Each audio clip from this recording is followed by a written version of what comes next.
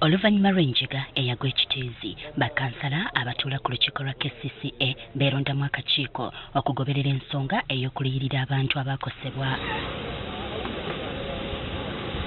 Olwaleero bano lwe banjulidde kanso alipoota ku ebyo bye baazuula mu kunoonyereza kwabwe.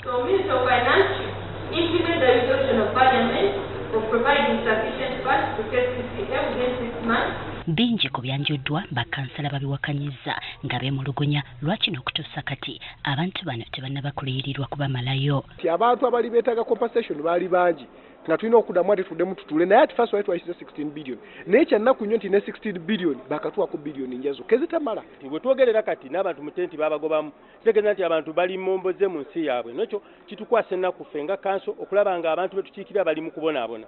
Bagamba gavumenti eve mu kwonoona ensimbi ku bintu ebitaliimu esoosowaza ebyo ebiruma abantu. Ne gavumenti eweeyo ssente lebe kubanga kwata ssente ziteeka mu baka ba paalamenti milioni 10 kugula buwoowo kugula masuuti nga omuntu wa bulijjo abonaabona.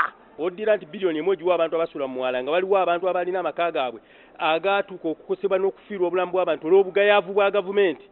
Sipiika Zahara Luyirika agamba tebagenda kussa mukono okutuusa ng'ensonga eno bagiggusizza. Ezo ssente bazikwate baziwe abantu abafiirwa abantu baabwe, essente bazikwate badizewo abantu amayumba n'essente endala nnyingi ezifaanagana bwe zityo. Naffe ng'abali mu zikomiti naffe ng'abali mu kanso tetunaakulabako omuntu yenna ng'agamba nti banne mujje tugende ekiteezi tulabe abantu b'ekiteezi ng'oggyeko ebyo Prime Minister byagenda n'akola. Kati bano bakkiriziganyizza alipoota eno eddizibweyo mu kakiiko k'ensonga ez'ebyobulamu ka Public Health and Environment etereezebwe.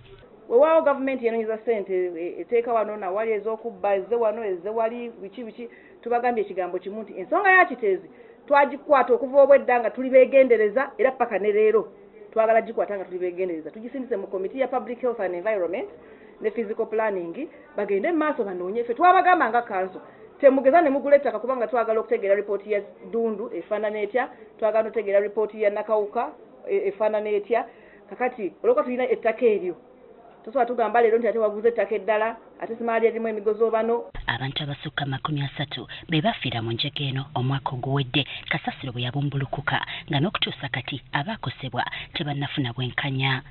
Jocelyn Nakibule agafeeyo ku Spark TV.